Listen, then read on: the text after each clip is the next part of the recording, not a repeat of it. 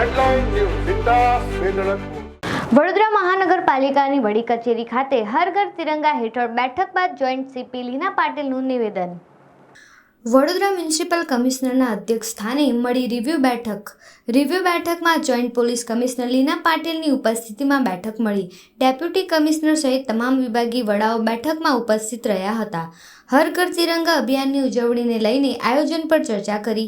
આજની રિવ્યુ બેઠકમાં સેલિબ્રેશનની રૂપરેખા તૈયાર કરવા ચર્ચા કરવામાં આવી। સ્ક્રીન પર પ્રોજેક્ટ દ્વારા કાર્યક્રમના આયોજનને લઈને પ્રેઝન્ટેશન કરવામાં આવ્યું।